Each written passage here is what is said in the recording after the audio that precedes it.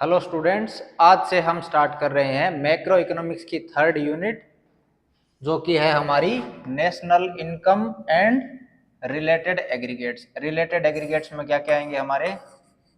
GDP at market price, GDP at factor cost और बाकी सारे रिलेटेड जितने भी एग्रीगेट्स हैं। ठीक है। और नेशनल इनकम को मेजर करने के तरीके कौन कौन से हैं? कौन कौन से 3 तरीके हैं जिनसे हम नेशनल इनकम को मेजर कर सकते हैं? यहाँ से आपको खूब सारे क्वेश्चंस दिखेंगे और ये मैं आपको गारंटी देता हूँ कि अगर आपने सही तरीके से अगर इनको सोल्व कर लिया, अगर थ्योरी की क्लासेज अच्छे तरीके से ले ली और एमसीक्यू सोल्व कर लिए, तो आपका कोई भी क्वेश्चन गलत नहीं होगा। ठीक है, तो सीधा स्टार्ट करते हैं हमारा टॉपिक। सबसे पहले हमारे सिलेबस में दिया हुआ है कि मैक्रो इकोनॉमिक्स क्या है, तो उसके साथ में हम क्या देख लेते हैं, मैक्रो इकोनॉमिक्स और माइक्रो इकोनॉमिक्स दोनों के बीच में डिफरेंस क्या है। ठीक है, तो सबसे बड़ा डिफरेंस क्या रहता है कि माइक्रो इकोनॉमिक्स है वो तो आपकी करती है इंडिविजुअल यूनिट की स्टडी। अब इंडिविजुअल यूनिट में क्या आता है? इंडिविजुअल कंज्यूमर आ सकता है, या फिर आपकी इंडिविजुअल फर्म आ सकती है। इंडिविजुअल कंज्यूमर के केस में हम क्या देखते थे? एक तो हमने यूटिलिटी का कॉन्सेप्ट देखा। एक इंडिविजुअल है वो एक इंडिविजुअल कमोडिटी का कितना कंजम्पशन कर रहा है, और फर्म के केस में हमने क्या देखा कि एक फर्म है वो कितना प्रोडक्शन कर रही है और कितना रेवेन्यू जनरेट कर रही है। ठीक है, तो यहाँ पे हमारी क्या बात हो रही है? इंडिविजुअल कंज्यूमर और इंडिविजुअल फर्म या फिर इंडिविजुअल कंपनी की बात हो रही है। ठीक है, वहीं अगर हम मैक्रो की बात करें तो हम क्या करेंगे? सभी कंज्यूमर्स, एक इकोनॉमी में, एक कंट्री में जितने कंज्यूमर्स हैं वो मिलके कौन कौन सी कमोडिटीज हैं उनका कंजम्पशन कर रहे हैं। तो यहाँ पे हम क्या करेंगे? होल इकोनॉमी और लार्ज ग्रुप्स का, कि टोटल हमारे सिटीजन्स हैं वो कितना कंज्यूम कर रहे हैं और ओवरऑल हमारी जितनी फर्म्स हैं वो कितना प्रोडक्शन कर रही हैं। ठीक है, तो सबसे बड़ा डिफरेंस क्या आया? Micro economic studies individual unit, while macro economics में हम क्या करते हैं? एक कंप्लीट इकोनॉमी की स्टडी करते हैं। ठीक है, अब कंज्यूमर के केस में हमने क्या देखा था कि मार्जिनल यूटिलिटी कितनी है, और फर्म के केस में हमने क्या देखा? मार्जिनल कॉस्ट या फिर मार्जिनल रेवेन्यू कितना है। ठीक है, तो यहाँ पे हम किसकी बात कर रहे थे? जो हमारी मार्जिनल यूनिट्स हैं उनकी बात कर रहे थे। तो ये हमारा क्या था? प्राइमरीली मार्जिनल एनालिसिस था। ठीक है, वहीं अगर हम मैक्रो की बात करें तो मैक्रो में हम क्या पढ़ेंगे? ओवरऑल एम्प्लॉयमेंट जनरेशन कितना है। पब्लिक फाइनेंस में हम क्या देखेंगे कि जो गवर्नमेंट बजट है वो कैसे प्रिपेयर किया जाता है, उसके कौन कौन से कंपोनेंट्स होते हैं, और नेशनल इनकम जो कि हम इस क्लास में पढ़ने वाले हैं। ठीक है, अब नेक्स्ट डिफरेंस क्या है कि माइक्रो इकोनॉमिक्स है वो हमें इंडिविजुअल कमोडिटी है उसकी प्राइस के बारे में, एक इंडिविजुअल है वो कितना कंजम्पशन कर रहा है उसके बारे में इंफॉर्मेशन देता है। वहीं अगर हम मैक्रो की बात करें तो मैक्रो हमें नेशनल इनकम की, एक नेशन है उसकी ओवरऑल इनकम क्या है वो बताएगा, टोटल आउटपुट कितना हो रहा है वो बताएगा, और total consumption, general price level कितना है। जनरल प्राइस लेवल क्या है कि सभी कमोडिटीज हैं उनका अगर हम प्राइस लेवल चेक करें तो वो कितना है, उसी से हम क्या निकालेंगे? उसी से हमारा जो एक क्रूशियल कॉन्सेप्ट है इन्फ्लेशन का वो निकल के आएगा। ठीक है, फिर उसके बाद में क्या है? माइक्रो इकोनॉमिक्स है उसका एनालिसिस हमारा सिंपल है। सिंपल होने का रीजन क्या है कि हम एक इंडिविजुअल है एक इंडिविजुअल है उसकी इंफॉर्मेशन हम सही तरीके से और कम टाइम में कलेक्ट कर सकते हैं, जबकि मैक्रो के लिए हमें बहुत सारे टूल्स या फिर लार्ज ग्रुप्स की क्या होती है? जरूरत होती है। ठीक है, नेक्स्ट डिफरेंस है कि माइक्रो इकोनॉमिक्स है वो जनरली किस पे फोकस करती है? प्राइस एनालिसिस की। लास्ट में हम क्या करते थे? मोनोपोली मार्केट तक आते आते कि किसी भी कमोडिटी है उसकी प्राइस कैसे डिटरमाइन की जाती है, किसकी हेल्प से? डिमांड और सप्लाई की हेल्प से। ठीक है, वहीं अगर हम मैक्रो की बात करें तो मैक्रो इकोनॉमिक्स किस पे फोकस करेगी? इनकम एनालिसिस पे। पहले देखेंगे नेशनल इनकम कैसे डिराइव हो रही है, फिर देखेंगे उससे कंजम्पशन कैसे डिराइव हो रहा है, सेविंग्स कैसे डिराइव हो रही है, गवर्नमेंट बजट कैसे प्रिपेयर हो रहा है। ठीक है, और लास्ट डिफरेंस है कि micro economic studies individual problems, एक इंडिविजुअल फर्म या फिर कंज्यूमर है उसकी क्या क्या प्रॉब्लम्स हैं, कितनी कमोडिटी वो कंज्यूम करे कि उसकी मार्जिनल यूटिलिटी 0 पहुंच जाए या फिर टोटल यूटिलिटी मैक्सिमम हो जाए, ठीक है। और फर्म के केस में क्या देखा था, ऐसी कंडीशन जहां पे मार्जिनल रेवेन्यू और मार्जिनल कॉस्ट दोनों क्या हो, इक्वल हो, ठीक है। और मैक्रो में हम क्या देखते हैं, macro economic studies the problems related to economy and its importance is growing. इसकी इंपॉर्टेंस कम है क्योंकि ये एक इंडिविजुअल यूनिट तक ही लिमिटेड है। और वहीं अगर हम मैक्रो की बात करें तो मैक्रो क्या करती है, कंप्लीट इकोनॉमी की स्टडी करती है। और दो कंट्रीज के बीच में अगर हमें कंपैरिजन करना है तो मैक्रो इकोनॉमिक्स के जो इंडिकेटर्स हैं वो ही हमारे काम में आने हैं, ठीक है।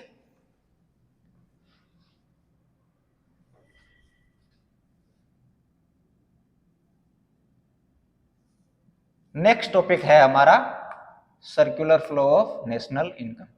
सर्कुलर फ्लो में सबसे पहले आपको ध्यान में क्या रखना है कि अगर टू सेक्टर की हम बात कर रहे हैं तो एक साइड में इंडिविजुअल्स होंगे और दूसरी साइड में बिजनेसेस होंगे। अब सबसे पहले इंडिविजुअल्स क्या करते हैं, किसी भी कंपनी में अगर काम कर रहे हैं तो वो अपनी लेबर सर्विसेज क्या कर रहे हैं, कंपनी को प्रोवाइड कर रहे हैं, ठीक है। अब लेबर सर्विस प्रोवाइड कर रहे हैं तो कंपनी इन रिटर्न उनको क्या देगी, इनकम देगी। अब इंडिविजुअल्स के पास क्या आ गई, इनकम आ गई। अब जो इनकम रिसीव हुई है उसी इनकम से ये क्या करेंगे, जो गुड्स एंड सर्विसेज यहाँ पे प्रोड्यूस हुई हैं उनकी डिमांड करेंगे तो वहां से क्या आएगा, एक्सपेंडिचर। एक्सपेंडिचर की फॉर्म में मनी कहाँ आ गई, बिजनेसेस के पास। और जो गुड्स एंड सर्विसेज प्रोड्यूस हुई थी वो वापस किसके पास आ गई, इंडिविजुअल्स के पास। तो क्या क्या प्रोसेस रही, इंडिविजुअल्स हैं उन्होंने सबसे पहले क्या किया, जो लेबर सर्विसेज हैं वो बिजनेस फर्म्स को प्रोवाइड की, बिजनेस फर्म इन रिटर्न उनको इनकम देगा। इनकम जनरेट हुई, इनकम जनरेट हुई तो गुड्स एंड सर्विसेज की डिमांड होगी, तो एक्सपेंडिचर के फॉर्म में मनी वापस बिजनेसेस के पास आया। और बिजनेसेस ने क्या किया, गुड्स एंड सर्विसेज जो यहाँ पे प्रोड्यूस हुई थी उनको इंडिविजुअल्स के पास पहुंचा दिया, ठीक है। अब यहाँ पे दो टाइप के फ्लो हैं, दो टाइप के फ्लो हैं, कौन कौन से, पहला जहां पे मनी का फ्लो हो रहा है। मनी कहाँ का फ्लो हो रही है, एक तो जब इनकम आ रही है बिजनेसेस से इंडिविजुअल्स के पास और एक्सपेंडिचर वापस आ रहा है बिजनेसेस के पास। इनकम यहां से इंडिविजुअल्स के पास गई, इंडिविजुअल से वापस बिजनेस फर्म्स के पास आई। तो यहाँ पे ओनली मनी का फ्लो हो रहा है, कोई गुड्स एंड सर्विसेज का फ्लो नहीं हो रहा है, तो इसको हम क्या कहेंगे, मनी फ्लो, ठीक है। और इसी का दूसरा नाम क्या है, नॉमिनल फ्लो। तो अगर आपको इतना डायग्राम दिया हो, इंडिविजुअल्स लिखे हुए हो, बिजनेसेस लिखे हुए हो, ओनली इन एक्सपेंडिचर और इनकम लिखा हुआ हो, तो वो फ्लो हमारा कौन सा होगा, नॉमिनल फ्लो या फिर मनी फ्लो, ठीक है। सेकंड कौन सा है, इंडिविजुअल्स हैं वो रियल में अपनी सर्विसेज प्रोवाइड कर रहे हैं और बिजनेसेस हैं वो गुड्स एंड सर्विसेज प्रोवाइड कर रही हैं। यहाँ पे मनी का फ्लो नहीं हो रहा है, एक साइड में लेबर सर्विसेज आ रही है और दूसरी साइड में गुड्स एंड सर्विसेज मूव कर रही है। तो इसको हम क्या कहेंगे, इसको हम कहेंगे रियल फ्लो। तो सर्कुलर फ्लो के दो टाइप हो गए, कौन कौन से, रियल फ्लो और सेकंड हो गया हमारा मनी फ्लो या फिर नॉमिनल फ्लो, ठीक है। ये है हमारा simple two sector model. In case आपको 3 सेक्टर या 4 सेक्टर के बारे में पूछा जा सकता है, वो भी हम डिस्कस कर लेंगे, ठीक है। 2 सेक्टर में सबसे बड़ी बात आपको क्या रखनी है कि दो एजेंट्स हैं वो कौन कौन से हैं, इंडिविजुअल्स हैं और बिजनेसेस हैं। यहाँ पे आपको अगर कहीं पे गवर्नमेंट ऑप्शन मिलता है तो उसको कैंसिल आउट करना है, और अगर आपको कहीं पे एक्सटर्नल सेक्टर दिखता है वो भी आपको क्या करना है, ऑप्शन से रूल आउट करना है, क्योंकि इंडिविजुअल और बिजनेस फर्म्स ही आपकी क्या होती हैं, टू सेक्टर मॉडल में इन्वॉल्व होती है, ठीक है।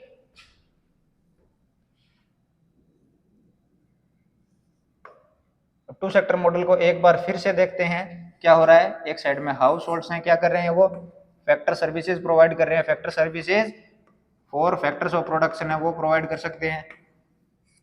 फैक्टर सर्विसेज फर्म्स के पास आई तो इन्होंने क्या किया, गुड्स एंड सर्विसेज को प्रोड्यूस किया और इन रिटर्न हाउस होल्ड से उनको क्या दे दी, फैक्टर इनकम। फैक्टर इनकम इनके पास हाउस होल्ड्स के पास आई तो इन्होंने गुड्स एंड सर्विसेज की डिमांड की, एक्सपेंडिचर की फॉर्म में वापस मनी फर्म्स के पास, और जो गुड्स एंड सर्विसेज यहाँ पे प्रोड्यूस हुई हैं वो वापस हाउस होल्ड्स के पास। यही हमारा क्या है, circular flow of national income, ठीक है। ये टू सेक्टर की बात हो रही है, टू सेक्टर में ओनली हाउस होल्ड्स और फर्म्स आएंगे, ये याद रखना है आपको, ठीक है। नेक्स्ट है हमारा थ्री सेक्टर। थ्री सेक्टर में क्या हो रहा है, एक तो हाउस होल्ड्स और फर्म्स हमारे पास ऑलरेडी हैं, थर्ड जो कंपोनेंट आ रहा है हमारे पास वो क्या है, गवर्नमेंट, ठीक है। अब गवर्नमेंट का क्या रोल रहेगा सर्कुलर फ्लो में, वो हमें देखना है। हाउस होल्ड्स से फैक्टर सर्विसेज गई, फैक्टर इनकम, फिर गुड्स एंड सर्विसेज यहाँ गई और एक्सपेंडिचर वापस यहाँ आया। ये फ्लो तो हमारा क्या है, इतना फ्लो है वो तो हमारा टू सेक्टर का कॉमन है, ठीक है। अब आ गई गवर्नमेंट। गवर्नमेंट क्या करेगी, एक तो जो हाउस होल्ड्स है उनके पास फैक्टर इनकम आ रही है, उस पर क्या करेंगी, टैक्सेस इंपोज करेंगी। और टैक्सेस क्या करते हैं, इनकम को कम करते हैं। इनकम को अगर कम करते हैं तो उसको हम क्या कहेंगे, लीकेज, क्योंकि मनी क्या हो रही है, सर्कुलर फ्लो से बाहर आ रही है, ठीक है। तो ये लीकेज हो गया हाउस होल्ड से, ये टैक्स कहाँ आ रहा है, गवर्नमेंट के पास। अब गवर्नमेंट के पास जो टैक्स रेवेन्यू आया उसकी हेल्प से गवर्नमेंट क्या करेगी, कहीं पे एजुकेशन फैसिलिटीज देनी है, कहीं पे हेल्थ केयर फैसिलिटीज देनी है, एमजी नरेगा का कोई काम करवाना है, जितनी भी एक्टिविटीज गवर्नमेंट कर रही है वो इस टैक्स रेवेन्यू की हेल्प से करेगी। और उन गुड्स एंड सर्विसेज को परचेज करने के लिए वो क्या करेगी, गवर्नमेंट इन्वेस्टमेंट करेगी बिजनेस फर्म्स में, या फिर गवर्नमेंट की जो पब्लिक सेक्टर अंडरटेकिंग्स हैं, जो भी एक फर्म से या कंपनी का ही पार्ट है, सरकारी कंपनी की मैं बात कर रहा हूं, तो वहां पे ये जो जनरेट हुआ है टैक्स रेवेन्यू यहाँ से वो वापिस फर्म्स के पास आ रहा है। तो ये फ्लो थ्री सेक्टर मॉडल के अंदर है। थ्री सेक्टर में क्या क्या इंक्लूड हो रहा है, सबसे पहले हाउस होल्ड्स, फिर उसके बाद में फर्म्स, ये तो आपको कॉमन रखने हैं, टू सेक्टर के भी है ये।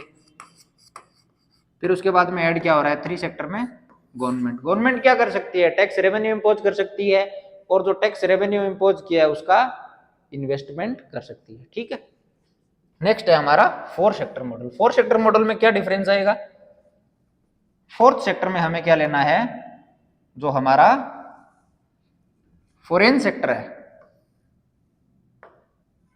जो फॉरेन सेक्टर है उसको और इंक्लूड करना है। फॉरेन सेक्टर से क्या क्या आएगा, देखिए, हाउस होल्ड से firm, expenditure, factor service, factor income, goods and services, ये इंजेक्शन गवर्नमेंट एक्सपेंडिचर के रूप में, और ये टैक्स है वो लीकेज के रूप में। तो लीकेज के रूप में एक तो ये हो गया कि हाउस होल्ड्स हैं उनकी इनकम है उस पर टैक्स इंपोज कर दिया, और दूसरा लीकेज क्या हो सकता है कि हाउस होल्ड्स के पास अगर 100 रुपए की इनकम आई है, उस पर 10% टैक्स लग गया, तो 10 रुपीज तो हमारे कहाँ गए, टैक्स के रूप में। ये सर्कुलर फ्लो से बाहर हो गए टू सेक्टर के हिसाब से। और वहीं अगर 10% का एक हाउस होल्ड सेविंग्स भी कर रहा है, तो ये सेविंग्स भी वापिस गुड्स एंड सर्विसेज की डिमांड के फॉर्म में या फिर एक्सपेंडिचर की फॉर्म में वापस नहीं आ रही है फर्म्स के पास, तो ये भी हमारा लीकेज है। अगर कहीं लीकेज का आपको पूछा जाए तो टैक्सेज और सेविंग्स दोनों क्या कर रही हैं, हमारी एज ए लीकेज काम कर रही हैं, ठीक है। फॉरेन सेक्टर में क्या होगा, एक्सपोर्ट होगा या फिर इंपोर्ट होगा, ठीक है। जो प्रोडक्शन हुआ है वो एक्सपोर्ट हो सकता है, और एक्सपोर्ट करने पे क्या होगा, इनके पास फर्म्स है उनके पास इनकम या फिर रेवेन्यू जनरेट होगी। तो एक साइड में तो हमारा क्या हो गया, एक्सपोर्ट्स, और दूसरा क्या हो गया, हाउस होल्ड्स हैं, हो सकता है कि उनको जिन गुड्स की डिमांड रहती है वो हमारी डोमेस्टिक टेरिटरी में प्रोड्यूस ही नहीं हो रही है, तो वो क्या करेंगे, फॉरेन सेक्टर है, दूसरी कंट्रीज है, रेस्ट ऑफ द वर्ल्ड है, उससे क्या करेंगे हम गुड्स एंड सर्विसेज को इंपोर्ट करेंगे। तो ये इंपोर्ट की फॉर्म में गुड्स तो इनके पास आ रही हैं, सर्विसेज इनके पास आ रही है, लेकिन मनी का फ्लो क्या हो रहा है, फॉरेन सेक्टर में जा रहा है। तो फोर सेक्टर है, उसमें क्या क्या आ रहा है हमारा, foreign sector, farms, house holds और गवर्नमेंट, ये फोर सेक्टर है। उन्हीं के हिसाब से जो हमारा एक्सपेंडिचर मेथड पे नेशनल इनकम कैलकुलेट करने का तरीका है वो बेस्ट है, और बहुत सारी जगह पे यही काम में आने वाला है, ठीक है। अब इसी के बेसिस पे मैं आपको बताता हूं, सपोज करो कि हमें आगे क्या क्या पढ़ना है।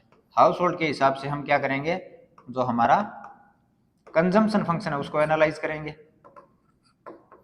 कि ओवरऑल कंजम्पशन कितना हो रहा है। फर्म्स है उसके बेसिस पे हम क्या करेंगे, फर्म्स के बेसिस पे हम इन्वेस्टमेंट फंक्शन है उसको एनालाइज करेंगे। फॉरेन सेक्टर है उसमें हम जो हमारा बैलेंस ऑफ पेमेंट्स है उसको एनालाइज करेंगे, और गवर्नमेंट सेक्टर है उसमें हम किसकी बात करेंगे, एक तो हम बात करेंगे गवर्नमेंट बजट की कि कहाँ कहाँ पे रेवेन्यू हो रहा है और कहाँ कहाँ पे एक्सपेंडिचर हो रहा है, ठीक है। तो बाकी बचा हुआ जो सिलेबस है उसमें हम इन्हीं 4 सेक्टर से उनको डिटेल में एनालाइज करने वाले हैं। तो ये चैप्टर आपके लिए बहुत ज्यादा क्रूशियल है, ठीक है।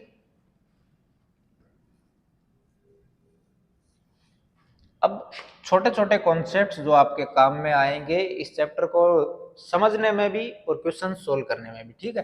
तो पहला हमारा टॉपिक है इन्वेस्टमेंट क्या होता है। सबसे पहले सपोज हमारे पास कैपिटल स्टॉक एक ईयर के स्टार्टिंग में है 100 रुपीज का कैपिटल स्टॉक, यानी कि मशीनरी जो हमारी प्रोडक्शन में काम में आ रही है, ठीक है।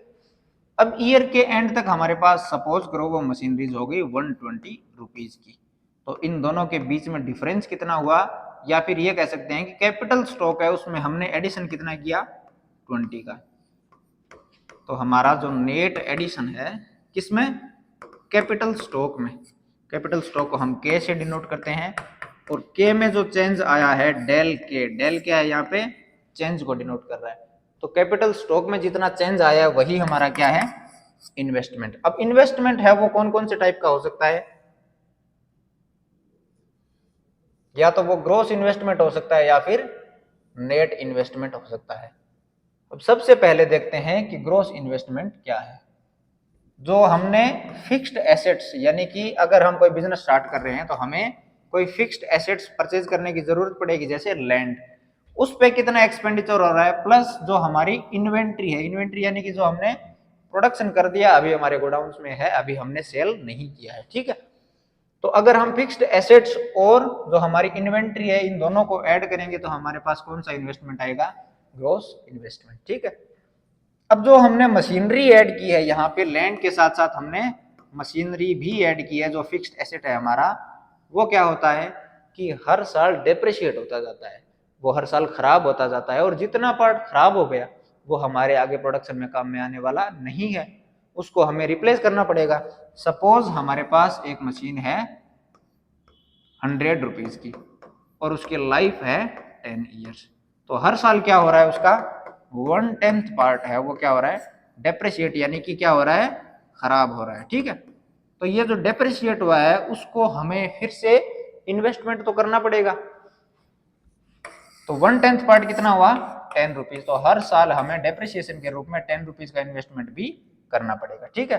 तो नेट इन्वेस्टमेंट कितना हो जाएगा हमारा, जो ग्रोस इन्वेस्टमेंट किया उसमें क्या क्या आ रहा है, फिक्स्ड एसेट्स कितने हैं प्लस जो हमारी इन्वेंट्री है उसमें कितना चेंज आया है, उसमें से डेप्रिसिएशन यानी कि जो कैपिटल है जितनी खराब हो चुकी है या फिर जितना हमें फिर से री इन्वेस्टमेंट करना पड़ेगा उसको हम माइनस कर देंगे, ठीक है।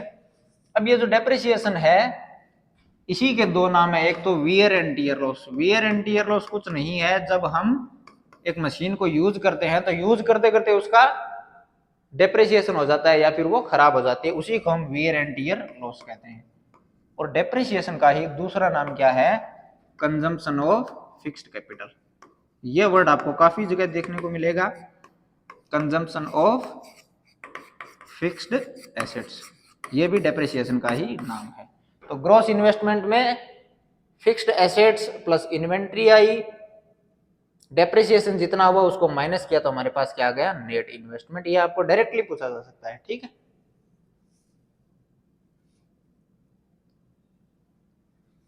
नेक्स्ट एक छोटा सा डिफरेंस है कि फाइनल गुड्स हैं और इंटरमीडिएट गुड्स है, उन दोनों के बीच में डिफरेंस क्या है, और नेशनल इनकम कैलकुलेट करते टाइम उनमें किसको इंक्लूड किया जाता है नेशनल इनकम में और किसको इंक्लूड नहीं किया जाता है, और जिसको नहीं किया जाता है उसके रीजंस क्या क्या है, ठीक है। फाइनल गुड्स क्या हैं, वो गुड्स जो फाइनली प्रिपेयर हो चुकी है, जैसे बिस्किट्स हैं, वो आपको डायरेक्टली कंज्यूम ही करनी है। तो फाइनल गुड्स क्या हो गई, वो प्रोडक्शन प्रोसेस से बाहर आ गई, उनमें कोई वैल्यू एडिशन नहीं होना है, तो वो प्रोडक्शन प्रोसेस से क्या है बाहर है। तो प्रोडक्शन प्रोसेस से आउटसाइड जितनी भी हैं जो ओनली कंज्यूम ही की जानी है उनको हम क्या कहेंगे फाइनल गुड्स। इंटरमीडिएट गुड्स कौन सी हैं, जो रॉ मटेरियल हम काम में ले रहे हैं, वो रॉ मटेरियल है वो डायरेक्टली तो यूज होना नहीं है, उसको हम क्या करेंगे फाइनल गुड्स में कन्वर्ट करेंगे। अभी वो प्रोडक्शन प्रोसेस में क्या है, अभी वो प्रोडक्शन प्रोसेस में कंटिन्यू है, उसमें और क्या होना है वैल्यू एडिशन और होना है, ठीक है। अब नेशनल इनकम के हिसाब से इनकी इंपॉर्टेंस क्या है, नेशनल इनकम में किसको इंक्लूड करना है, हम सिर्फ इंक्लूड करेंगे फाइनल गुड्स को। और ये काफ़ी बार पूछा जाता है कि हम फाइनल गुड्स को इंक्लूड करते हैं या नहीं करते हैं। उसका रीज़न क्या है, ये जो रॉ मटेरियल है, सपोज हम प्रिपेयर कर रहे हैं, ब्रेड प्रिपेयर कर रहे हैं, अब उसमें जो भी रॉ मटेरियल लगना है, सपोज उसमें wheat as a raw material काम में आ रही है, तो हम रॉ मटेरियल को ऐड नहीं करेंगे क्योंकि ये जो व्हीट है वो इसी ब्रेड का पार्ट है। अगर हमने व्हीट को इंक्लूड कर लिया तो हम एक तो व्हीट को as a raw material include कर रहे हैं और सेकंड इसकी जो वैल्यू है वो हम ब्रेड में भी इंक्लूड कर रहे हैं, तो ये क्या हो रही है, डबल काउंटिंग हो रही है। और इसी डबल काउंटिंग को अवॉइड करने के लिए हम क्या करते हैं, डबल काउंटिंग को अवॉइड करने के लिए हम जो हमारी इंटरमीडिएट गुड्स हैं या फिर रॉ मटेरियल है उनको इंक्लूड नहीं करते हैं, ठीक है। वैल्यू एडेड, इनमें और कोई वैल्यू एडिशन नहीं होना है, ये डायरेक्टली कंज्यूमर यूज करेगा, और इनमें वैल्यू एडिशन और होना है। ये फिनिश टाइप है और ये अनफिनिश्ड है। एग्जाम्पल क्या लिया है, अगर शुगर हम हाउस होल्ड पर्पज के लिए इंडिविजुअल अगर शुगर को यूज कर रहा है तो वो उसके लिए फाइनल गुड है। अगर वही शुगर को यूज किया जा रहा है बेकरी में या फिर किसी जूस सेंटर पे, तो वो क्या है, उनका रॉ मटेरियल है, उनका फाइनल प्रोडक्ट क्या होगा, जूस, ठीक है। नेक्स्ट डिफरेंस है हमारा, जो गुड्स हैं उनमें कंजम्पशन गुड और कैपिटल गुड्स में क्या डिफरेंस है, ठीक है। कंजम्पशन गुड्स कौन सी है, वो गुड्स जो कंज्यूमर डायरेक्टली क्या करेगा, कंज्यूम करेगा, ठीक है, डायरेक्टली कंज्यूमर कंज्यूम करेगा। और कैपिटल गुड्स कौन सी हैं, कैपिटल गुड्स वो गुड्स या फिर मशीनरी है जो क्या होंगी, फर्दर प्रोडक्शन प्रोसेस है उसमें काम में आएंगी, ठीक है। कैपिटल गुड्स है उनको हम यूज करेंगे, जैसे मशीनरी है उसको यूज करेंगे प्रोडक्शन करने में, तो डायरेक्टली मशीन्स को कोई कंज्यूम नहीं करता है, हम क्या करेंगे, मशीन्स की हेल्प से और बाकी सारे प्रोडक्ट हैं उनको प्रोडक्ट करेंगे, ठीक है। उसके बाद में क्या है कि जो कंजम्पशन गुड्स है उनका लाइफ स्पेन क्या होता है, कम होता है। जैसे अगर हम मिल्क की बात करें तो मिल्क का लाइफ स्पेन काफी कम होगा। वहीं अगर हम बात करें, अगर कोई फैक्ट्री है जहां पे बाइक्स प्रोड्यूस हो रही है, तो वहां पे जो मशीन है उसका लाइफ स्पेन क्या होता है, ज्यादा होता है, ठीक है। जनरली इनका लेस देन 1 ईयर रहता है जो हमारी कंजम्पशन गुड्स है उनका, और जो कैपिटल गुड्स है उनका मोर देन 1 ईयर रहता है। कंजम्पशन गुड्स हैं उनको भी दो टाइप से कैटेगराइज किया जा सकता है, पहली है हमारी ड्यूरेबल और दूसरी है नॉन ड्यूरेबल। ड्यूरेबल कौन सी है, जिनकी ड्यूरेशन ज्यादा रहती है, ठीक है, जैसे हमारा लैपटॉप हो गया, कार हो गई। और नॉन ड्यूरेबल जैसे जो पेरिशेबल गुड्स हैं, जो जल्दी खराब हो जाती हैं, जैसे हमारी वेजिटेबल हो गई, मिल्क हो गई, ब्रेड हो गया, ठीक है। और इसमें क्या आएंगे, मशीन्स हो गई, रोड और ब्रिजेस, ये सारे क्या हैं, लॉन्ग टर्म के हैं। मशीन्स को डायरेक्टली यूज नहीं किया जाना है, रोड्स को डायरेक्टली कंज्यूम नहीं किया जाना है, उनकी हेल्प से हम कोई और फाइनल गुड्स और सर्विसेज क्या कर रहे हैं, प्रोड्यूस कर रहे हैं, ठीक है।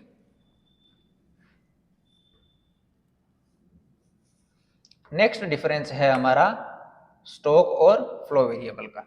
अब देखो कि कोई भी वेरिएबल कौन कौन से हो सकते हैं, नेशनल इनकम में हमारे पास क्या होगा, जैसे हम बात करें सेविंग्स की, ठीक है।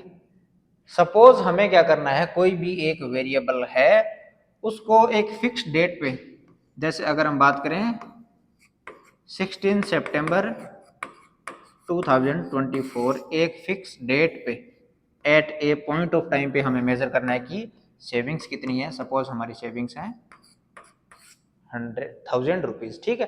तो एक पर्टिकुलर पॉइंट ऑफ टाइम पे अगर हम मेजर कर रहे हैं तो उसको हम क्या कहेंगे, स्टॉक वेरिएबल। वहीं पे अगर कोई एक वेरिएबल है जिसको हमें मेजर करना है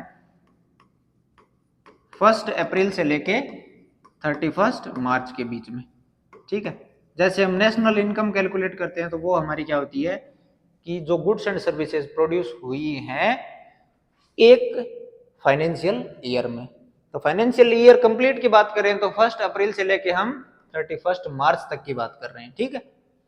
तो उसको हम कहाँ मेजर कर रहे हैं, during a period of time 1 अप्रैल से 31 मार्च तक, ठीक है। जैसे पर आवर हो सकता है, पर डे हो सकता है, पर ईयर हो सकता है।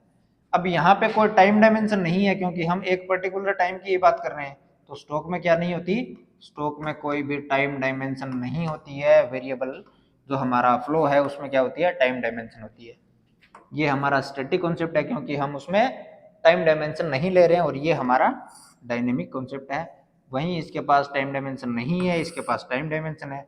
एग्जाम्पल आपको बहुत अच्छे से याद रखने हैं, जो आपकी वेल्थ है और कैपिटल है उसको हम एक पॉइंट ऑफ टाइम पे मेजर करते हैं, वहीं टोटल इन्वेस्टमेंट कितना है, कंजम्पशन कितना है या फिर इनकम कितनी है, वो हम क्या करते हैं during a period of time measure करते हैं।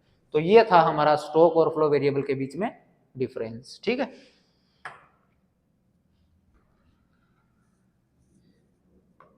अब यहां से हम स्टार्ट करते हैं। नेशनल इनकम है, डोमेस्टिक इनकम है, उनको कैसे कैलकुलेट किया जाता है, उनका मीनिंग क्या है, और उससे पहले हम देख लेते हैं कि कुछ टर्म्स जो हमारे काम में आएंगी। ठीक है, सबसे पहली टर्म है कि रेजिडेंट या फिर नॉर्मल रेजिडेंट क्या होता है। ठीक है, अब रेजिडेंट या फिर नॉर्मल रेजिडेंट वो पर्सन हो सकता है या फिर कोई इंस्टीट्यूशन हो सकता है जो ऑर्डिनरीली एक कंट्री में रिसाइड करता है, यानी कि मोर देन 365 डेज वो एक कंट्री में रह रहा है, प्लस उसके इकोनॉमिक इंटरेस्ट, यानी कि वो स्पेंडिंग कहाँ करेगा, इनकम कहाँ जनरेट हो रही है उसकी, वो सारे इकोनॉमिक इंटरेस्ट हैं वो उसी कंट्री में हो। सपोज इंडिया में कोई एक पर्सन है तो मोर देन 365 डेज यहाँ रह रहा है, प्लस उसकी जो इनकम जनरेट होनी है, स्पेंडिंग है, सेविंग्स हैं, जितनी भी इकोनॉमिक इंटरेस्ट है वो हमारे इंडिया के अंदर ही है, यानी कि यहीं से वो गुड्स एंड सर्विसेज को परचेज करने वाला है, यहीं से इनकम जनरेट करने वाला है, तो उसको हम नॉर्मल रेजिडेंट में इंक्लूड करेंगे। ठीक है, देखो एक तो हमारी जो इकोनॉमिक टेरिटरी है उसके अंदर रिसाइड कर रहा हो, दूसरा क्या है कि बेसिक एक्टिविटीज, अर्निंग की, स्पेंडिंग की और वेल्थ को अक्यूमुलेट करने की जितनी भी उसके इंटरेस्ट हैं वो सारे के सारे क्या हों, उसी कंट्री में हो। ठीक है,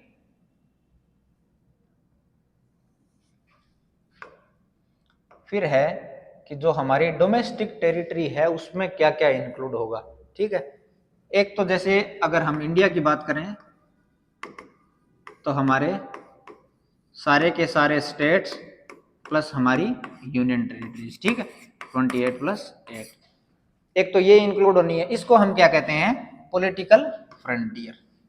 उसके अलावा क्या होता है, जैसे ये हमारा मैप है, इससे 200 नॉटिकल माइल्स तक की जो डिस्टेंस है, 200 नॉटिकल माइल्स है, वहां तक की जो टेरिटरी है उसमें हम क्या कर सकते हैं, प्रोडक्शन कर सकते हैं, ऑयल्स है उसका एक्सट्रैक्शन कर सकते हैं, इसके अलावा हम फिशिंग इंडस्ट्री है उसको एस्टेब्लिश कर सकते हैं, तो वो हमारी डोमेस्टिक टेरिटरी के अंदर ही आएगा। ठीक है, थर्ड है जो हमारी एम्बेसीज हैं, जो हमारे दूतावास हैं, जैसे अगर हमारा यूएसए में, यूके में, जर्मनी में जो हमारी एम्बेसीज हैं वो हमारी डोमेस्टिक टेरिटरी का ही पार्ट होंगे।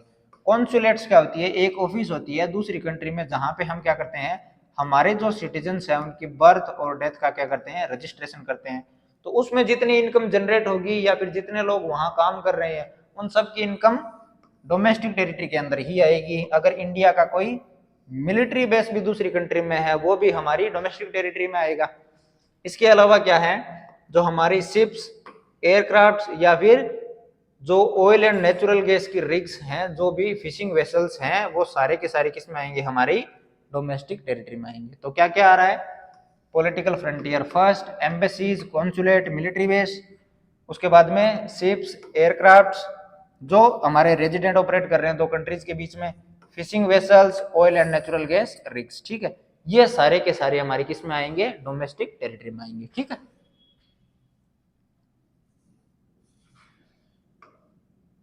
अब है कि डोमेस्टिक और नेशनल इनकम है उसके बीच में क्या डिफरेंस है। देखो यहां पे है इंडिया और यहां पे हम एग्जांपल लेते हैं यूएसए का।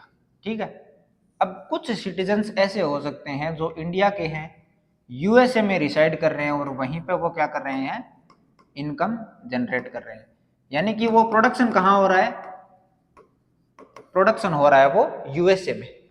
वहीं यूएसए के कुछ सिटीजन्स हैं जो क्या कर रहे हैं, इंडिया में आ रहे हैं और यहाँ पे वो क्या कर रहे हैं, इनकम जनरेट कर रहे हैं। ठीक है, गुड्स एंड सर्विसेज कहाँ प्रोड्यूस हो रही हैं, इंडिया में, लेकिन वो क्या करते हैं, जो भी इनकम जनरेट होती है उसको वापस कहाँ रिपेट्रिएट करते हैं, अपनी कंट्रीज में। ठीक है, तो वो रेमिटेंस के रूप में दूसरी कंट्रीज में जाएगा।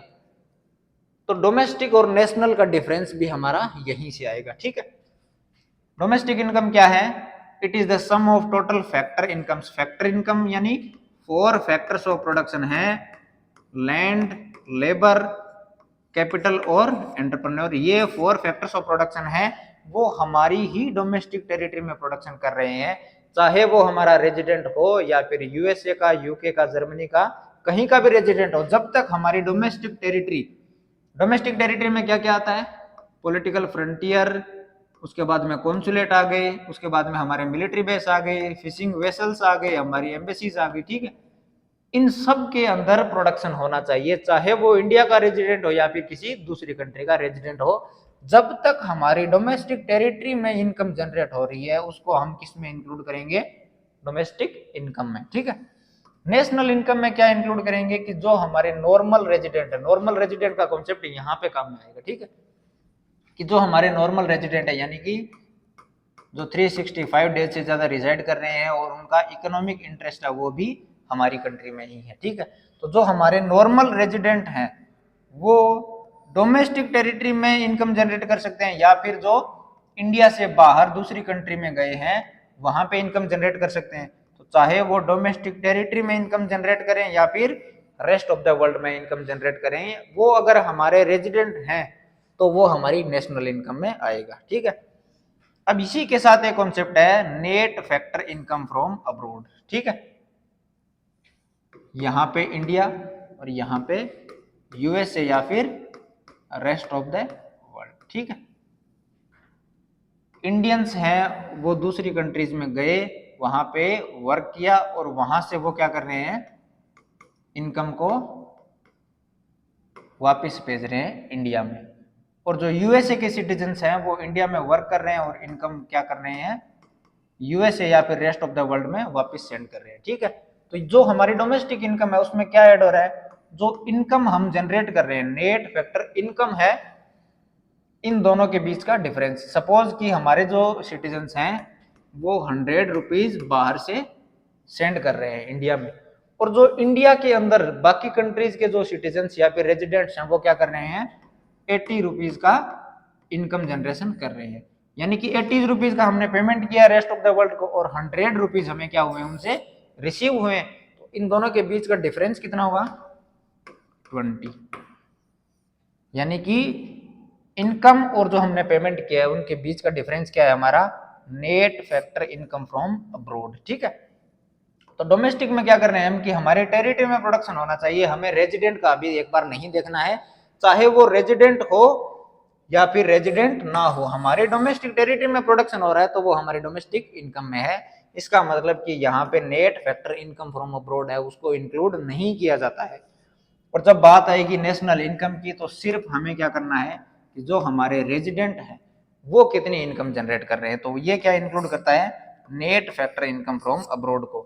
तो आपको हमेशा ध्यान में रखना है कि जब भी आपको डोमेस्टिक में net factor income from abroad को ऐड करने का बोला जाए तो हमारे पास क्या आएगी, नेशनल इनकम, ठीक है। ये डिफरेंस था हमारा डोमेस्टिक इनकम और नेशनल इनकम में। नेक्स्ट टॉपिक है फैक्टर इनकम और ट्रांसफर इनकम।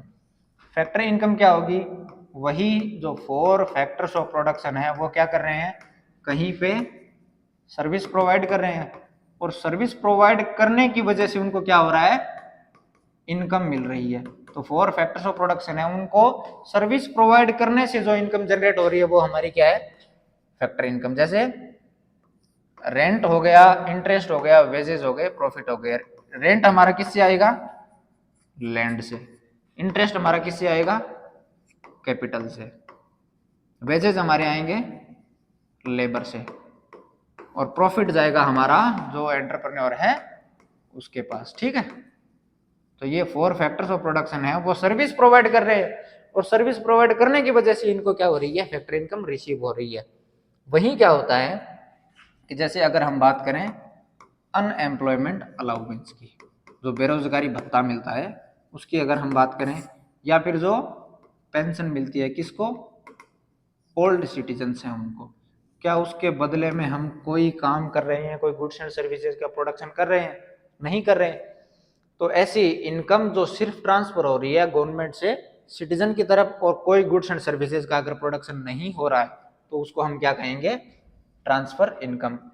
अब फैक्टर इनकम है, उससे तो गुड्स एंड सर्विसेज जनरेट हो रही हैं और यहाँ पे कोई गुड्स एंड सर्विसेज जनरेट नहीं हो रही हैं, तो क्या होगा कि इसको तो हम इंक्लूड करेंगे नेशनल इनकम में, क्योंकि यहाँ पे गुड्स एंड सर्विसेज का क्या हो रहा है, प्रोडक्शन, और इसको इंक्लूड नहीं करेंगे। उसका रीजन क्या है कि यहाँ पे कोई गुड्स एंड सर्विसेज का प्रोडक्शन नहीं हो रहा है, सिर्फ मनी है वो गवर्नमेंट से सिटीजन्स की तरफ ट्रांसफर हो रही है। एग्जाम्पल क्या क्या है, रेंट, इंटरेस्ट, प्रॉफिट, वेज, जो हमारे 4 फैक्टर्स ऑफ प्रोडक्शन अर्न कर रहे हैं, स्कॉलरशिप जो स्टूडेंट्स को मिलती है, जो दूसरी कंट्री से हमें गिफ्ट मिलता है, जो ग्रांट मिलता है जो हमें वापस पे नहीं करना होता है। लोन अलग है और ग्रांट अलग है। ग्रांट वो है कि किसी कंट्री ने हमें दिया या किसी कंट्री को हमने दिया, इन रिटर्न उनको वापस पे करने की जरूरत नहीं है।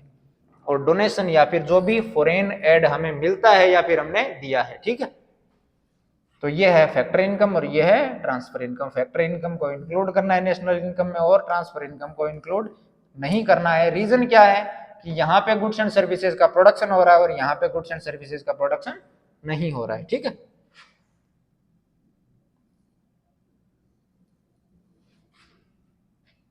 नेक्स्ट टॉपिक है रियल जीडीपी और नॉमिनल जीडीपी में डिफरेंस क्या है। सबसे पहले देखते हैं कि जीडीपी है क्या। Full form gross domestic product, ठीक है। किसी एक फाइनेंशियल ईयर में जितनी गुड्स एंड सर्विसेज प्रोड्यूस हो रही है किसी कंट्री की डोमेस्टिक टेरिटरी में, उन सब की मार्केट वैल्यू को हम क्या कहेंगे, जीडीपी कहेंगे, ठीक है।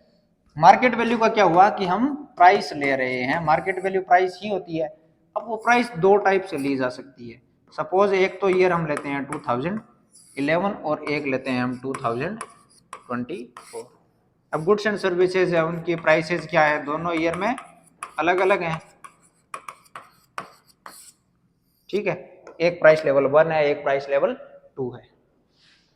जब हम किसी एक बेस ईयर या फिर कोई एक फिक्स ईयर की प्राइसेस के हिसाब से अगर हम गुड्स एंड सर्विसेज की मार्केट वैल्यू डिटरमाइन करते हैं, सपोज 2024 है, उसमें कोई 100 कमोडिटीज है, उनका प्रोडक्शन हुआ।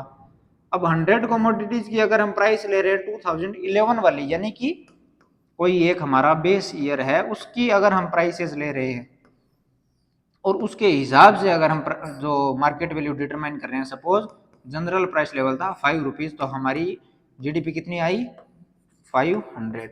किस पे कैलकुलेट किया हमने, फिक्स्ड, जो हमारी फिक्स्ड प्राइसेस हैं या फिर बेस प्राइस है उस पे। तो वैल्यू ऑफ आउटपुट या फिर market value at base price, वो हमारी क्या होगी, real GDP.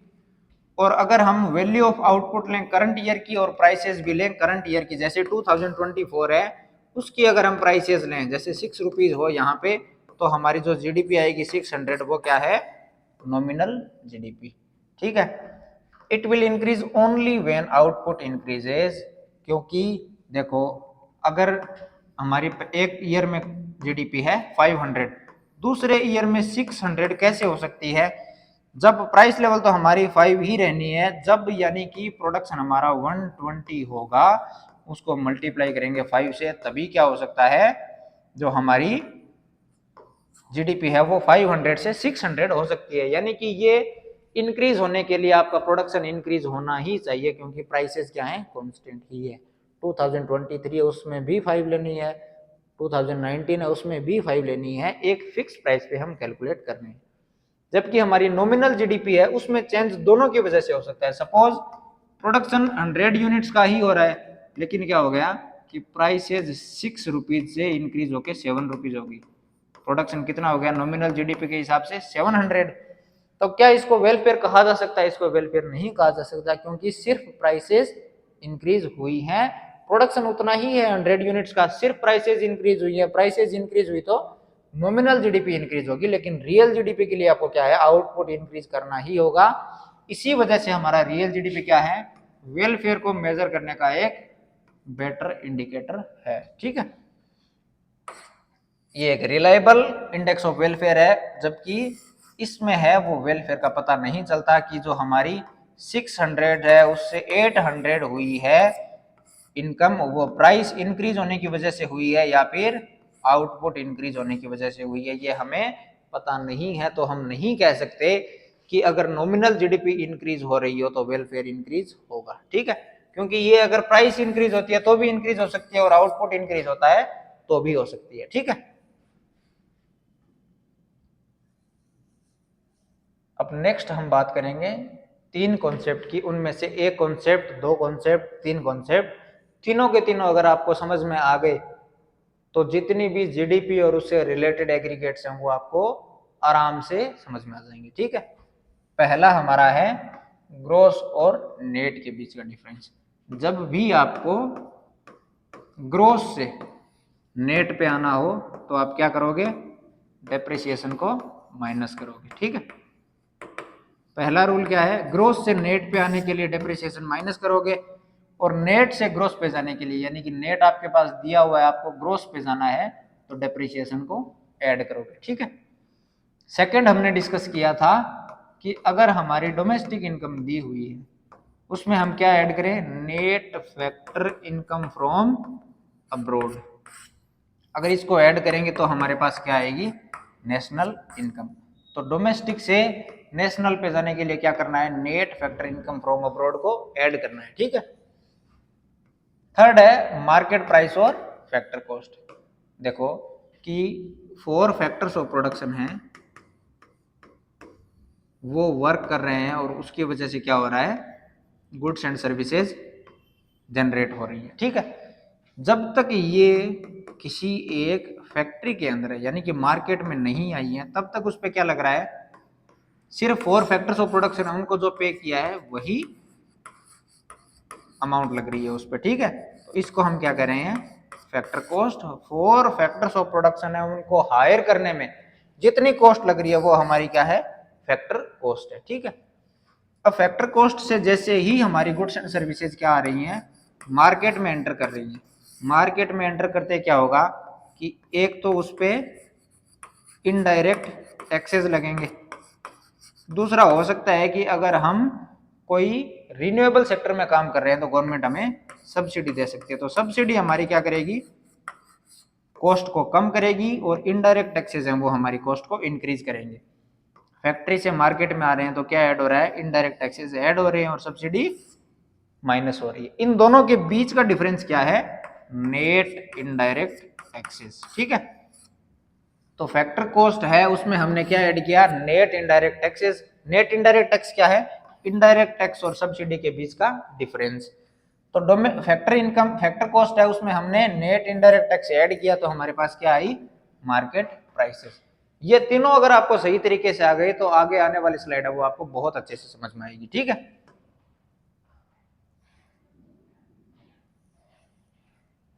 GDP at market price हमने देख ही लिया है, ठीक है, कि जीडीपी को हम कैलकुलेट कर रहे हैं किस पे, मार्केट प्राइसेस पे, ठीक है। नेक्स्ट है जीडीपी एंड रिलेटेड एग्रीगेट्स। यहां से आपको एक क्वेश्चन आराम से देखने को मिल सकता है, ठीक है। क्या क्या है, पहला जी किसके लिए है, ग्रोस के लिए, ठीक है, और ये डी किसके लिए है, डोमेस्टिक के लिए, पी प्रोडक्ट के लिए, तो gross domestic product at factor cost, ठीक है। अब हम कहां जा रहे हैं, जीडीपी एट मार्केट प्राइस हमारे पास है, उसमें से हमें क्या करना है, फैक्टर कॉस्ट पे आना है। ग्रोस का ग्रोस पे जा रहे हैं, डोमेस्टिक का डोमेस्टिक। तो किस किस में चेंज नहीं होगा, हमारा डेप्रिसिएशन और एनएफआईए, उन दोनों में कोई चेंज नहीं होगा, ठीक है। तो चेंज कहां हो रहा है, मार्केट प्राइस है उससे हम कहां जा रहे हैं, फैक्टर कॉस्ट पे। देखो फैक्टर कॉस्ट उसमें नेट इनडायरेक्ट टैक्सेस ऐड किया तो हमारे पास क्या आई, मार्केट प्राइस। अब हमें क्या करना है कि हमारे पास मार्केट प्राइस है, फैक्टर कॉस्ट पे आना है, तो क्या करेंगे, मार्केट प्राइस में से नेट इनडायरेक्ट टैक्स है उसको माइनस करेंगे तो हम फैक्टर कॉस्ट पे आ जाएंगे। तो आपको फॉर्मूला रटने की जरूरत नहीं है, आपको सिर्फ क्या करना है कि मार्केट प्राइस से अगर हम फैक्टर कॉस्ट पे जा रहे हैं तो नेट इनडायरेक्ट टैक्स को माइनस करना है, ठीक है।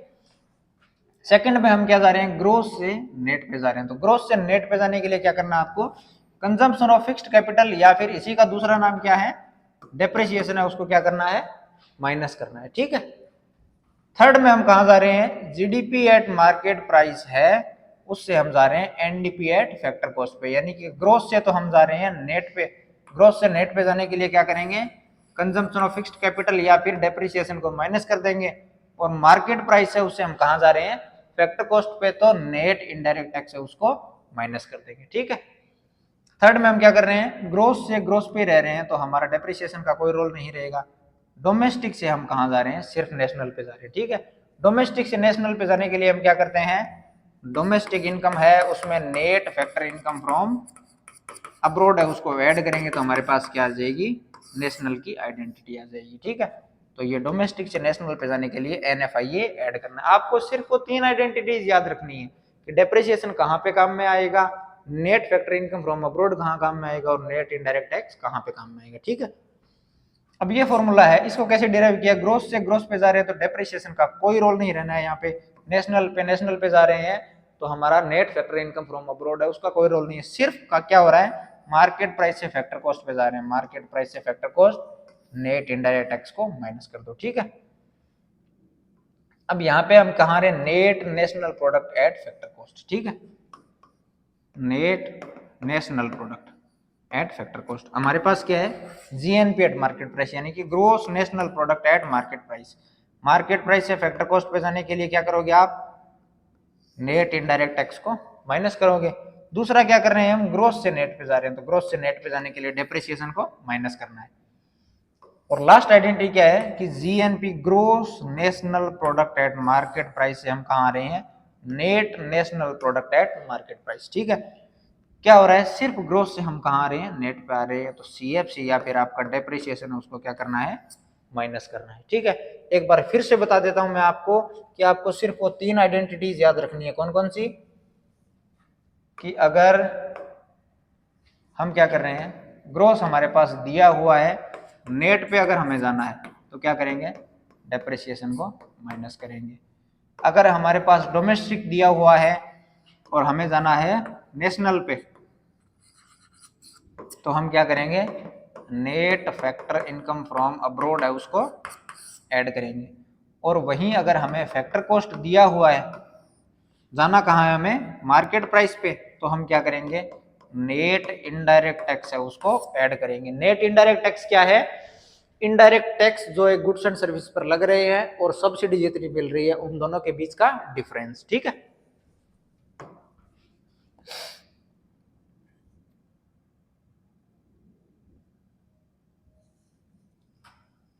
नेक्स्ट टॉपिक है हमारा कि नेशनल इनकम जो अभी तक हमने देखा है उसको कैलकुलेट करने के तरीके क्या क्या हैं। ठीक है।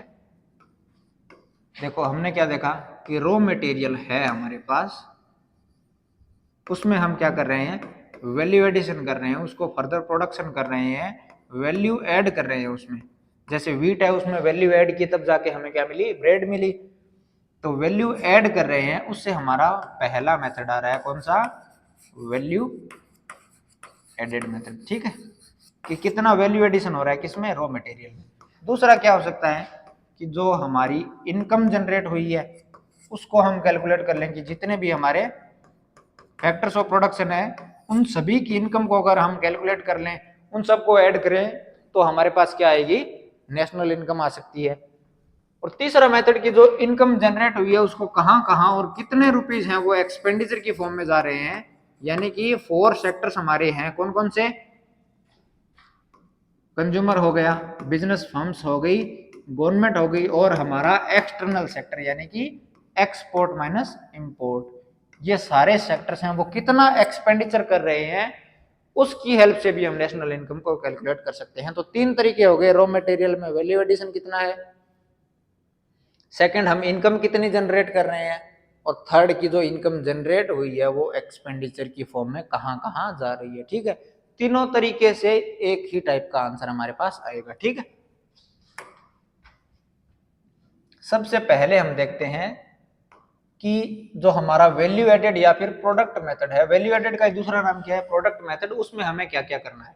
सबसे पहले हमारे पास क्या है कि वैल्यू ऑफ आउटपुट हमें निकालना है, जितना आउटपुट प्रोड्यूस किया है उसकी वैल्यू क्या है। उसके लिए हम क्या करेंगे कि या तो गुड्स एंड सर्विसेज हैं वो सेल होगी, सपोज हमने 100 यूनिट्स प्रोड्यूस की, 80 यूनिट्स हमारे पास सेल हो गई, 20 यूनिट्स हैं वो हमारी इन्वेंट्री में ऐड हो गई, वो अभी तक सेल नहीं हुई है, उनको भी हमें ऐड करना है क्योंकि गुड्स एंड सर्विसेज प्रोड्यूस हो चुकी हैं, उनकी वजह से इनकम जनरेट हो चुकी है और एक्सपेंडिचर की फॉर्म में वो वापस आ रही है, ठीक है।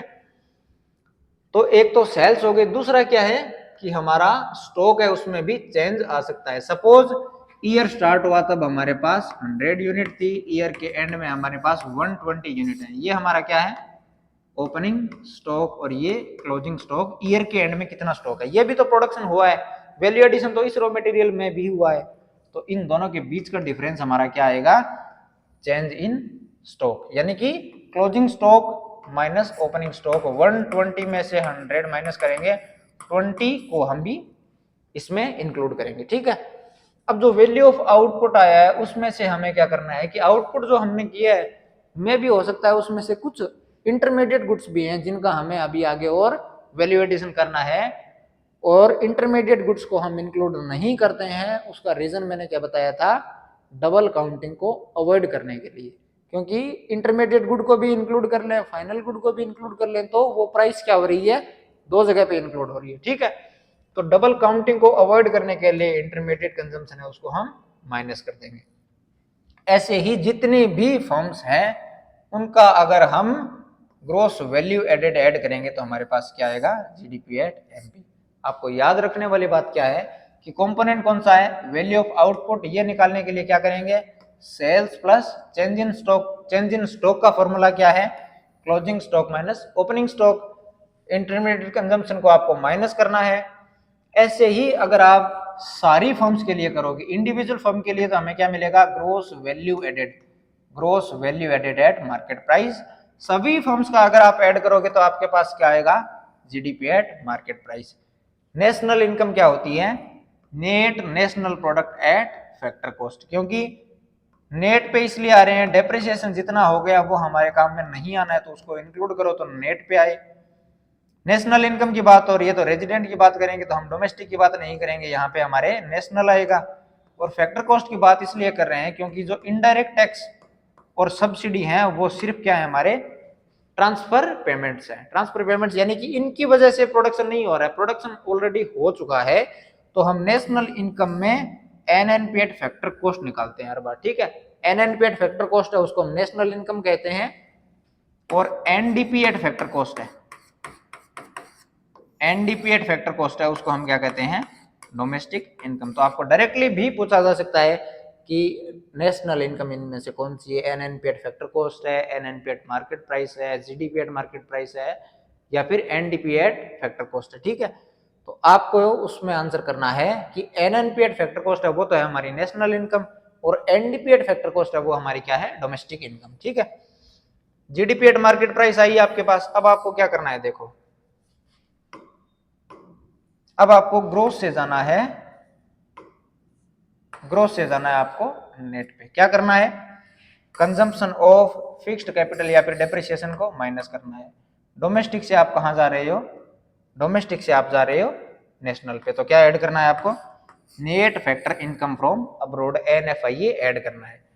और वहीं आप क्या कर रहे हो मार्केट प्राइस से फैक्टर कॉस्ट पे जा रहे हो, क्या करना है नेट इनडायरेक्ट टैक्स, यानी कि टोटल इनडायरेक्ट टैक्स कितना है उसमें से सब्सिडी को माइनस करेंगे तो हमारे पास क्या आएगा नेट इनडायरेक्ट टैक्स। इन दोनों के बीच का डिफरेंस है वो हमारा एनआईटी है वो हमें माइनस करना है। तो सबसे पहले क्या किया वैल्यू ऑफ आउटपुट निकाला, कैसे sales plus change in stock से। इंटरमीडिएट कंजम्पशन को माइनस किया तो एक फर्म के लिए हमें क्या मिला जीवी8 मार्केट प्राइस।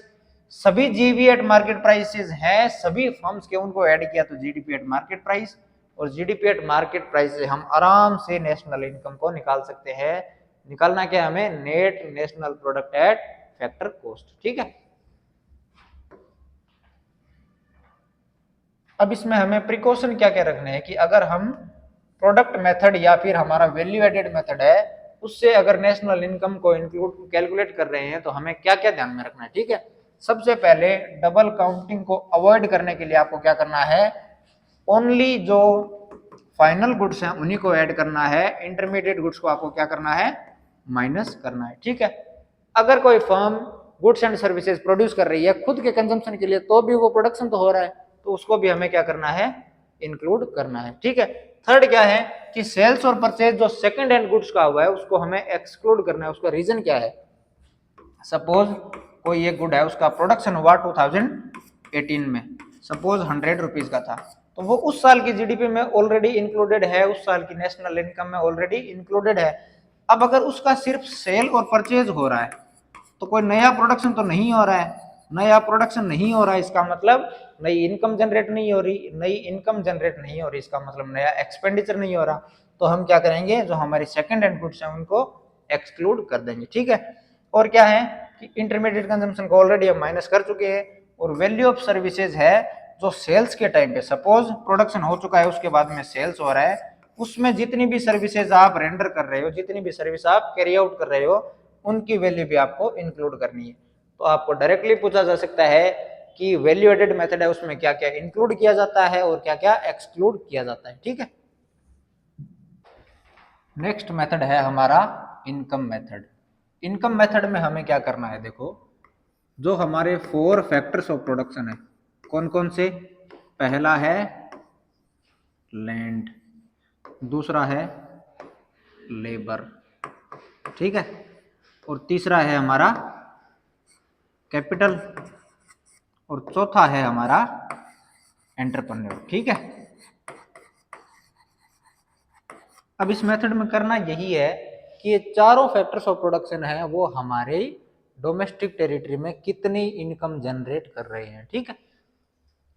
जो हमारा लैंड है वो क्या अर्न करेगा, रेंट, लेबर हमारा वेजेस अर्न करेगा, कैपिटल से हमें इंटरेस्ट मिलेगी और प्रॉफिट मिलेगा एंटरप्रेन्योर से, ठीक है। इन्हीं कंपोनेंट्स को यहाँ पे लिखा हुआ है। पहला क्या है, कॉम्पनसेशन ऑफ एम्प्लॉयज, यानी कि जो हमारी लेबर है उसको हम कितना इनकम पे कर रहे हैं, ठीक है। अब कंपनसेशन ऑफ एम्प्लॉयज में क्या क्या इंक्लूड होता है वो देख लो। सबसे पहले जो कैश में हम जितना भी पेमेंट कर रहे हैं वो इंक्लूड हो रहा है। दूसरा क्या हो रहा है, कैश के अलावा जितनी भी हम फैसिलिटीज दे रहे हैं जो काइंड में, यानी कि पैसे ना दे के हम बाकी फैसिलिटीज दे रहे हैं, वो आएगी हमारी पेमेंट इन काइंड में। थर्ड कंपोनेंट है कि जो एम्प्लॉयर है वो कंट्रीब्यूट कर रहा है प्रोविडेंट फंड में, या जिसे हम कहते हैं सोशल सिक्योरिटी स्कीम्स में, ठीक है। और चौथा है हमारा रिटायरमेंट पेंशन। यहाँ पे ध्यान रखने वाली बात यह है कि सिर्फ हम रिटायरमेंट पेंशन को ही इंक्लूड कर रहे हैं, ओल्ड एज पेंशन है उसको इंक्लूड नहीं कर रहे हैं, क्योंकि ओल्ड एज पेंशन है वो हमारी क्या है, ट्रांसफर इनकम है। ओल्ड एज पेंशन की वजह से कोई गुड्स एंड सर्विसेज जनरेट नहीं हो रही हैं, जबकि रिटायरमेंट पेंशन मिल रही है वो किस बेसिस पे मिल रही है कि गुड्स एंड सर्विसेज प्रोड्यूस करने में उस एम्प्लॉय ने कंट्रीब्यूट किया है, ठीक है।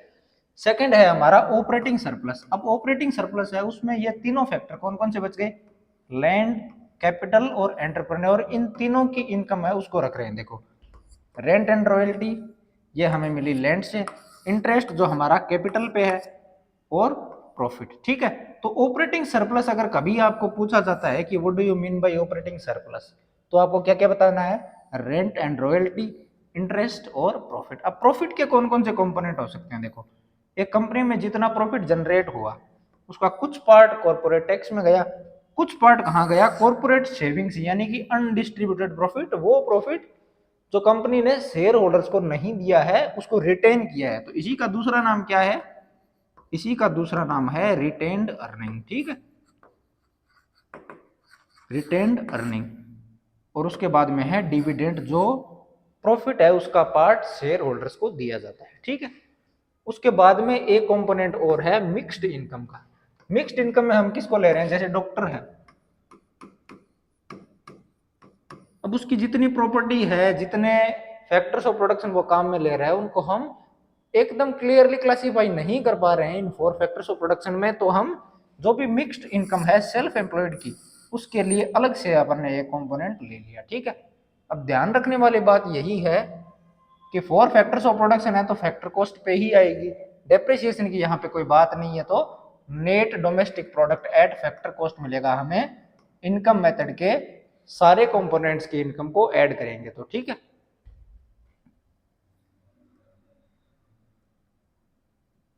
नेक्स्ट है कि हमें क्या क्या प्रिकॉशंस ध्यान में रखने हैं। अच्छा उससे पहले मैं आपको बता देता हूं कि जो हमारी एनडीपीएड फैक्टर कॉस्ट आई है यहाँ पे एनडीपीएड फैक्टर कॉस्ट आई है, उससे हमें कहाँ आना है, एनएनपीएड फैक्टर कॉस्ट पे, क्योंकि एनएनपीएड फैक्टर कॉस्ट है वो हमारी क्या है, नेशनल इनकम, और एनडीपीएड फैक्टर कॉस्ट है वो क्या है, एनडीपी एट फैक्टर कॉस्ट है वो हमारी डोमेस्टिक इनकम है, ठीक है। एनडीपी एट फैक्टर कॉस्ट हमारे पास आ गई। अब हमें क्या करना है, net factor income from abroad उसमें ऐड करना है। तो क्या आ जाएगा, डोमेस्टिक से हम नेशनल पे आ जाएंगे और एनएनपी एट फैक्टर कॉस्ट ही हमारी क्या है, नेशनल इनकम, ठीक है। अब इसमें हमें प्रिकॉशंस क्या क्या रखना है, क्या क्या ध्यान में रखना है। देखो, एक तो जो इनकम है ओनर ऑक्यूपाइड हाउसेज की वो भी इंक्लूड करनी है। वेजेस और सैलरी जो कैश और काइंड दोनों के हमें इंक्लूड करने हैं। ट्रांसफर इनकम है उसको हमें इंक्लूड नहीं करना है, बिकॉज इसकी वजह से गुड्स एंड सर्विसेज का कोई भी प्रोडक्शन नहीं हो रहा है। और उसके बाद में इंटरेस्ट किसका इंक्लूड करना है, जो लोन लिया है वो सिर्फ उसी का जो प्रोडक्शन पर्पज में काम में आ रहा है। जो कंजम्पशन पर्पज में है उसको हमें एक्सक्लूड करना है, क्योंकि वो नॉन फैक्टर इनकम है। क्योंकि कैपिटल हमारी फैक्टर्स ऑफ प्रोडक्शन में तभी आएगी जब हम उसको प्रोडक्शन के लिए यूज कर रहे हो, ठीक है। नेक्स्ट मेथड है हमारा एक्सपेंडिचर मेथड, ठीक है। एक्सपेंडिचर मेथड से पहले मैं बता देता हूं आपको कि एक तो हाउस होल्ड्स हैं, दूसरी फर्म्स हैं, तीसरा गवर्नमेंट और चौथा फॉरेन सेक्टर। यही 4 फैक्टर्स देखे थे हमने 4 सेक्टर मॉडल में, यही 4 सेक्टर हैं। अब ये चारों सेक्टर जितना एक्सपेंडिचर करेंगे उसी को हमें ऐड करना है, ठीक है। ये एक्सपेंडिचर करेंगे मार्केट प्राइस पे तो हमें मार्केट प्राइस ही मिलेगी। और मार्केट प्राइस पे अगर जितनी भी गुड्स प्रोड्यूस हुई हैं उनको अगर सबको ऐड करते हैं तो हमें क्या मिलती है, जीडीपी एट मार्केट प्राइस, ठीक है। अब कंपोनेंट देखते हैं कौन कौन से। हाउस होल्ड्स का क्या हो गया, प्राइवेट फाइनल कंजम्पशन एक्सपेंडिचर, ठीक है। गवर्नमेंट कर रही है वो गवर्नमेंट फाइनल कंजम्पशन एक्सपेंडिचर, इसको सी से डिनोट किया, इसको जी से डिनोट किया। ग्रॉस डोमेस्टिक कैपिटल फॉर्मेशन, इसके 2 कंपोनेंट हैं, आपको ध्यान रखना है। एक तो फिक्स्ड कैपिटल में और दूसरा जो इन्वेंट्री या फिर स्टॉक में चेंज हो रहा है उस पर कितना एक्सपेंडिचर हो रहा है, ठीक है। क्योंकि जो स्टॉक में चेंज हुआ है वो प्रोडक्शन तो इसी साल हुआ है, मे भी उसको नेक्स्ट ईयर बेचा जाए, लेकिन अभी उसका प्रोडक्शन हुआ है तो उस पर एक्सपेंडिचर को इंक्लूड करना है, ठीक है। और बाद में हमें देखना है नेट एक्सपोर्ट। नेट एक्सपोर्ट क्या है कि टोटल एक्सपोर्ट कितने हैं उसमें से इंपोर्ट को माइनस करना है, ठीक है। तो इक्वेशन हमारी क्या बन जाएगी जीडीपी की, जीडीपी की इक्वेशन बन जाएगी GDP at market price is equal to C plus I plus G plus X minus M, ठीक है। ये एक्सपेंडिचर मेथड की हमारी इक्वेशन बन गई, ठीक है। जब हमारे पास जीडीपी एट मार्केट प्राइस आ गई तो हमें क्या करना है, मार्केट प्राइस से किस पे जा रहे हैं, फैक्टर कॉस्ट पे। तो क्या करना है, मार्केट प्राइस में से नेट इनडायरेक्ट टैक्स को माइनस करना है, पहला कंपोनेंट क्लियर। डोमेस्टिक से हमें जाना है नेशनल पे, तो क्या करना है, net factor income from abroad को ऐड करना है, ठीक है। और थर्ड हम क्या कर रहे हैं, ग्रोथ से नेट पे जा रहे हैं तो हमें कंजम्पशन ऑफ फिक्स्ड कैपिटल या फिर डेप्रिसिएशन को क्या करना है, माइनस करना है। तो हमारे पास एनएनपी एट फैक्टर कॉस्ट यानी कि नेशनल इनकम आ गई, ठीक है। अब इसमें हमें क्या क्या प्रिकॉशंस रखने हैं कैलकुलेट करते टाइम, देखो सेम वही आएंगे लगभग कि आपको डबल काउंटिंग को अवॉइड करने के लिए जो इंटरमीडिएट कंजम्पशन है उस पे जितना एक्सपेंडिचर हो रहा है उसको इंक्लूड नहीं करना है, ट्रांसफर एक्सपेंडिचर को इंक्लूड नहीं करना है, और सेकंड हैंड गुड्स हैं उन पे भी जो एक्सपेंडिचर हो रहा है उसको इंक्लूड नहीं करना है। इसका रीजन क्या है, क्योंकि जो सेकंड हैंड गुड्स हैं उनका प्रोडक्शन किसी दूसरे ईयर में हुआ है और उस ईयर की जीडीपी में ये ऑलरेडी क्या है, इंक्लूडेड है, ठीक है।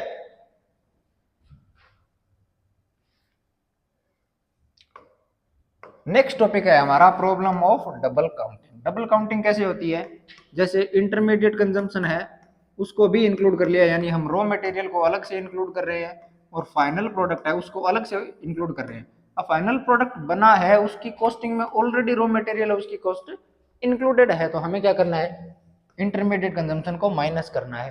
अब उसको करने के तरीके क्या क्या है, एक तो ये है कि आप ओनली वैल्यू एडिशन को ही लो कि जो रॉ मटेरियल हुआ है, जैसे रॉ मटेरियल का हमने यहाँ पे ले लिया 100, अब फाइनल प्रोडक्ट है उसमें 20 रुपीज का एडिशन हुआ है तो आप 120 को कंप्लीट मत लो, 100 आपने ऑलरेडी लिया हुआ है, वैल्यू एडिशन कितना हुआ 20 का, तो आप ओनली 20 ले लो, या तो आप वैल्यू एडिड ले लो या फिर जो ओनली फाइनल गुड्स हैं यानी कि हमारे केस में 120 का फाइनल प्रोडक्ट है सिर्फ उसी की प्राइस आप ले लो। तो इन दोनों तरीकों में से कोई भी एक तरीका हम यूज कर सकते हैं डबल काउंटिंग को अवॉइड करने के लिए, ठीक है।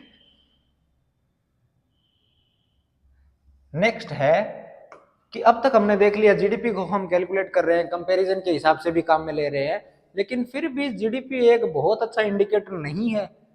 जीडीपी की जगह ह्यूमन डेवलपमेंट इंडेक्स आती है।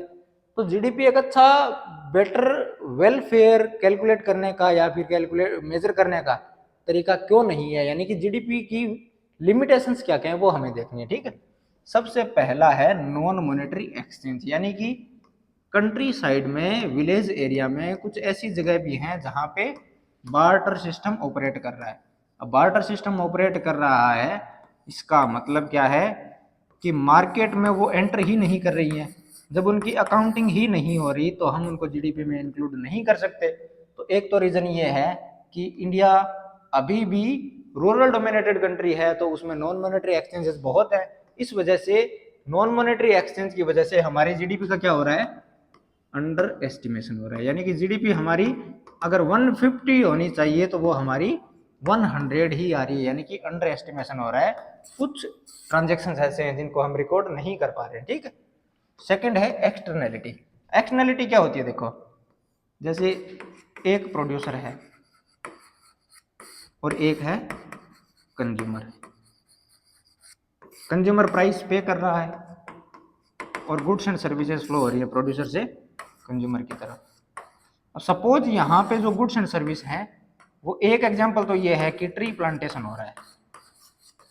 अब ट्री प्लांटेशन हो रहा है तो सिर्फ एक कंज्यूमर है उसी को फायदा नहीं होगा, उसके अलावा भी सोसाइटी है उसको भी कुछ बेनिफिट होगा। तो ये तो हो गया पॉजिटिव केस में। ठीक है, और नेगेटिव केस में क्या हो सकता है, कोई प्रोड्यूसर है जो क्या कर रहा है, केमिकल रिलीज कर रहा है एक रिवर में, उसकी वजह से क्या हो रहा है, पोल्यूशन।